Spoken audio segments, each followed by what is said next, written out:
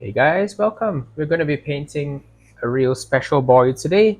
This is the Tyranid Carnifex, the original screamer killer from back in the day, and it is a remarkable beastie.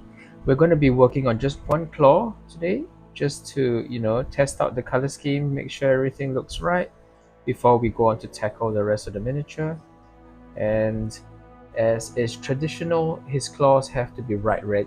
It's just the only way to do this model, in my opinion. It's so classic and it's so of its time. At this stage, I think most Games Workshop models were done with some amount of red on them. I think it was just a real phase in the company's development. And to be fair, it looked amazing in photographs. So, yeah. Um, Also, amazingly, I have found a use of for the most useless color in the contrast range, in my opinion, which is, to me at least, I mean, your mileage may vary, but I have no love for the color Hish Purple. It's just one of those really bizarre colors that's just far too dark for what it's supposed to be doing. But lo and behold, I have finally found a use for it for this miniature, and I'll be using it to blend the claw that you can see the red going down on. The red, of course, at this stage is just my standard Blood Angels red plus Gryphhound orange, and have a look at the purple going down now. That is insane, isn't it? It's blacker than black, and I'm completely at a loss as to how anyone thought this was a good color to use straight out of the bottle. But my guess is that once you sort of mix it with the red, and that's just me adding a little bit of purple into the red in the background, I think we might have something vaguely usable. I hope you can see me blend this in the background. There we go. So that's how I think this color might have a function. And that actually puts it really close to what it used to be back in the day in White Dwarf, as well as in the Tyranid Codex. So I'm going to try to do this again on the other side, just in case you missed it the first time round. But then after that, we're going to give it a little bit of time to dry before coming back in to finish more of the details around the claw. We're only going to be doing the claw today, yeah, because I think this is a gigantic model and it kind of deserves a little bit of time. But let's go over to this side where, as you can see, a lot of the red is already on from earlier. We're going to grab some of the Hish Purple, drop it over at the base of the claw over there on the left, and then we're going to work our way over. Sorry, the camera is shaking slightly, but yeah. So the level of Hish Purple that we want is at the stage where you can sort of see some of the purple details show on the vents, and then you want to go with a 50-50 mix of red and purple, fill in the space in between, and ideally you would keep working while all the paints were still wet, and then just work it in between like this. And then before we finish off, we need to go to our red without washing the brush out. That means that there's still a little bit of purple on it, on the brush, and that should get us to where we need to be blend wise, or pretty close to it. So you can see there's a little bit too much red over here. I want to make sure that it's mostly purple and that we've got a nice smooth blend. I want to make sure that there's not too much red or too much purple, just a nice 50-50 in between. And just this purple is kind of mind-bending how dark it is. And even if you take it and you cut it with a massive amount of contrast medium, as I used to do in the beginning, you still get a purple that's really desaturated and dark. Really not high on my list of favorite colors, but I suppose in the grim darkness of the far future, there is a use for it, as we've just discovered today. So there we go. Today's video will be a little bit of a short one because I have a family engagement to attend. So I just want to make sure that I do this to the best of my ability in a relatively short amount of time, just to give you that sense of how this can be achieved. And to be fair, it's not complicated at all, and it's actually fairly fun to do. So once that's fully dry, we'll be able to come in and add a little bit of shading to it. as well as a little bit of a highlight. But for now, we're going to move on to his arm. And I think the idea here is that we want to leave the little louvered joint areas in the undercoat, because then we'll come back in and add a little bit of a shading wash to it using I've picked out Magos purple because it just seemed like the most appropriate color, but really you could use any shade of purple other than H purple, which, as we mentioned before already, is far too dark for this purpose and liable to make the model look practically black. So adding this in now around the edges, and I think that's bringing out a lot of the detail on the surface, which, to be fair, there's a lot of subtle crabby detail on the surface of this Carnifexes limbs, as well as the rest of the model, of course. It's pretty satisfying to run contrast paint over this guy because you can sort of see the little bumps and dents all start to show quite nicely. And these then you can come in and emphasize with a little bit more highlighting and shading, which would be perfect for our purposes using contrast paint. There we go. So we are moving along nicely. The claw is looking kind of sweet, and then we can come in and then emphasize it with some highlights. Cool. I'm going to grab a hairdryer and I'll be back in a sec. Hey guys, first pass with the hairdryer is done, and now you can really get the grips with how smooth of a blend we've achieved. To be honest, it could be a bit better. I think what we want to do is to come back with a little bit of red to kind of glaze these in between sort of areas. The purple is really dark, but I think some of this red will still show through, and we can sort of re-emphasize, that gradient passing through from the base of the blade all the way to the end. It really would benefit from a little bit more smoothness, and I think that's what we're going to achieve by applying this.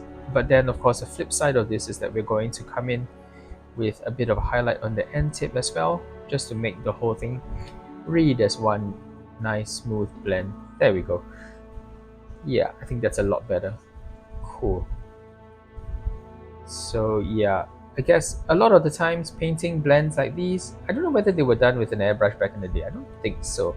Looking at the artwork, it kind of looks to me like somebody just spent a lot of time going back and forth between two different colors, and that level of effort is wonderful. But to be fair, they didn't really have access to things like contrast paint, with which, something like this, blending between two colors on a dry surface, honestly, it takes minutes, right? Because I've barely gone in. Well, the timer on my recording now is 1 minute 30 seconds, and that's with a hairdryer break. So the kind of things that we are able to do these days are remarkable, I would say. Okay, so next up we're going to come in with some highlights. So this is Vallejo Vermilion. I find the Vallejo reds and oranges are exemplary for this kind of work. They really brighten things up. So what I want to do is to try to apply selective highlights on these raised ridges and bumps on the arm, just to emphasize the shapes a little bit more and make it look a little bit less than a formless mess of dimples and ridges. The contrast paint does a good job of sort of sketching out the initial forms, but really it takes, to bring your paint job to the next level, it takes a little bit of time and energy to make sure that these areas are fully emphasized and not just rely purely on the action of gravity. It is a good start though, don't get me wrong. It's just you can do so much more with a few simple highlights over the surface, and your paint job will look a lot less like a cookie cutter contrast paint slap on kind of job with just a little bit of time put in. So just on the ridges of that funny arm sort of area, that connective bit of chitinous arm, and then we move on to the tip of the claw. So preserving some of the pigment from our previous level of contrast paint, previous application of contrast paint, we want to put some of this vermilion Make sure that we blend the top part into the earlier layers of color. We're not necessarily replacing anything or covering over much. We are just enhancing our previous good work done with that contrast paint and really creating that artificial kind of point by painting first of all this one line on the back end of the claw, making sure that we feather in that part where it blends into the darker area, and then another line that serves to emphasize the area kind of near where the crusher teeth are. Kind of like the way you have them on crab claws and so on. There's a sort of like almost like teeth on the inside of the claw, and that really helps with the friction when the crab is trying to grip something. Yep. So again, we are keeping to that proportion because we want the model to look like a more or less equal mix of red and purple, kind of like 50-50 down with a smooth blend in between both colors, and not too much of one or the other overpowering the overall ensemble. I like a slightly darker color scheme, but for the purposes of painting this miniature, I mean, it is a Warhammer miniature after all, and it has its own unique color scheme and charm. I think I'll most likely stick to that. Maybe with a few small adjustments for contrast paint color availability, but for the most part, paying homage to the old color scheme is what we do on this channel. Yeah. So just making sure that this blends in. I'm still kind of over the moon that we managed to use Hish Yellow. When I first bought Hish Purple, sorry, I was kind of I was kind of despairing that this was like the most useless color in the world, because it was just so dark and so insanely intense that it just didn't appear to have any discernible pigment in it. And like I mentioned before, when I cut it with contrast medium just to see what kind of colors were under the intensity of it, frankly, what purples I did find pigment wise were just extremely desaturated and really way too dark, just not enough of a pure sort of color to really achieve anything. And of course, not long after, Games Workshop goes on to release Luxion Purple, which is a color that has a lot of utility because it's a beautiful shade of purple that has a lot of versatility and a lot of underlying shades that you can reveal when you sort of mix in contrast medium, and you can sort of get a full range of colors out of. So that was a far better version. Luxion Purple is the color I would recommend if you are new to the contrast paint range. Probably give Hish Purple a miss. Go straight for the money, which is Luxion Purple, and I promise you'll get a lot more utility out of it rather than just maybe the occasional fringe usage that I get out of Hish Purple, unless of course you're painting an entire army of retro Carnifexes, in which case I do not judge. Enjoy yourself with your Hish Purple collection. So I'm moving on to Vallejo Clear Orange. So once again, making use of that excellent range of Vallejo warm colors. Reds and vermilions are particularly good in the Vallejo range, and as you can see, they sort of blend beautifully into one another to give you that really warm glow that's so characteristic of early Games Workshop artwork. To be perfectly honest, I'm endlessly amazed at how Games Workshop's artists and heavy metal painters manage to achieve such smooth blends and really excellent quality feathering work out of the early Games Workshop paints, because they didn't always cover particularly well. I found that they had a tendency to sort of separate on the surface of the model, and that always kind of annoyed me a little bit as a kid growing up. But with the higher quality of paints now that you can generally get on the market, whether Games Workshop or otherwise, I think you really can achieve these effects very quickly and easily. And in fact, yeah, sometimes you are just so much more comfortable in dabbling with new techniques when the paint range supports what you're trying to do quite so well. Cool. So we're going to just go in with a little bit more ice yellow to lighten the orange slightly, make it even brighter. And this time we're going to concentrate just on the very tip, just to really draw that eye, to really emphasize the sharpness of the chitin, and to bring the claws to a point. So screamer killers could create something called bioplasma, which is basically, I mean, a lot of this stuff is based on real life animal abilities, right? So there are animals who are able to generate plasma, like pistol shrimps come to mind.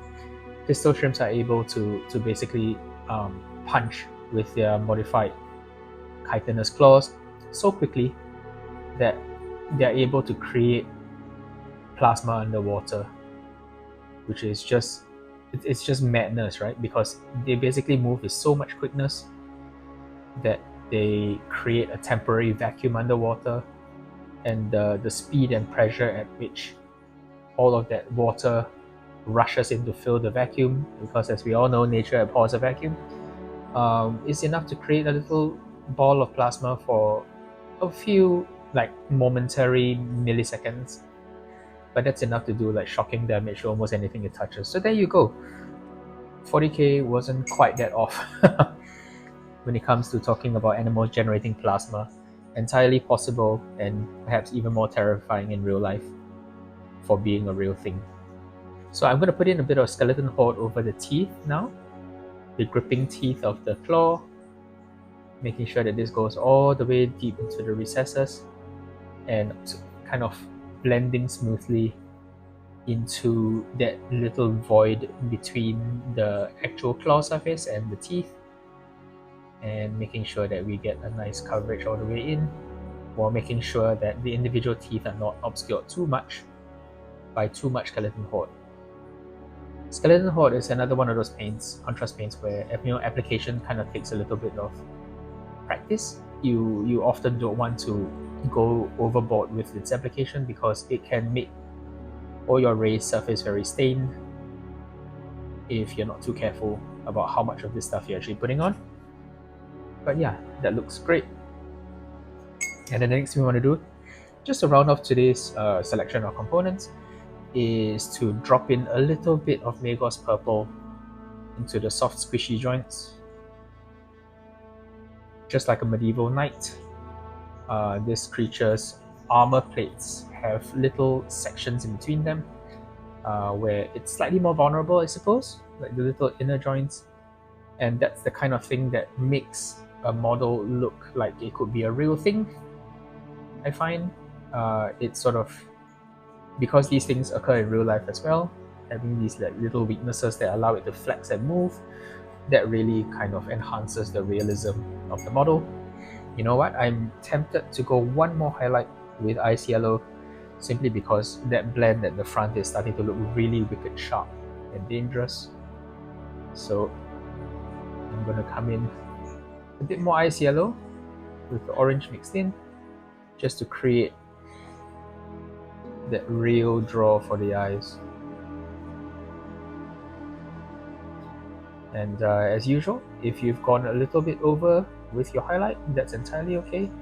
You can always come back in and cut into that highlight using the preceding color. There is no mistake that you cannot pull back from in that sense. I mean, I hesitate to even call it a mistake. It's more like a sort of slight over application. And you can always sort of cut back in, and you tend to get a better result anyway. So often I over apply just on principle so that I achieve the color that I want, and then I sort of scale the blending in based on how well I think that look is achieving my purposes, which is, I think there's nothing wrong with approaching it that way, so long as you're prepared to sort of cut into it again to make sure that the final look is fit for purpose and not too much or too little. Because let's be fair, under highlighting is as much of a sin as over highlighting, because you need to be drawing the eye with the focal points of your miniature to achieve maximum sort of attention. There we go. So I think that's looking really good and sharp now. Kind of scary, We're going to come back with a little bit of red just to make sure that we blend in the chitin, because you want a little bit of the preceding red color to show, and also to clean up this little area over here.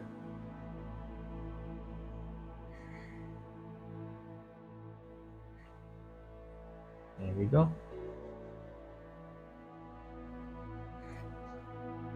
So what I find is that I've got a little bit of a brush mark over here, which is not ideal. So this is what I call the painter's dance, where we go back and forth with highlights and a little bit more of the original contrast paint in order to achieve a seamless blend that disappears to the human eye at the appropriate viewing distance, and that kind of works for me. Yeah, I think that looks great. Yeah, cool. So the other thing I want to do is to take a little bit of ice yellow, pick up a bit of the original this is Hish purple, and kind of apply some louvered lines where we have these like little dimples.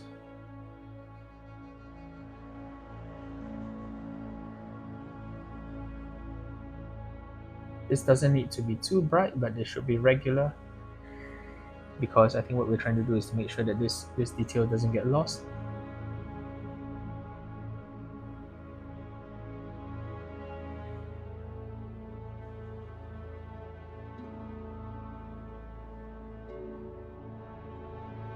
So just a little bit of this on the ridges in between each of these dimples, and that should be fine. Now they didn't paint these on the original. I just thought it was a shame for this little bit of detail to sort of go missing visually. And then to sort of cut back in with Hish purple again.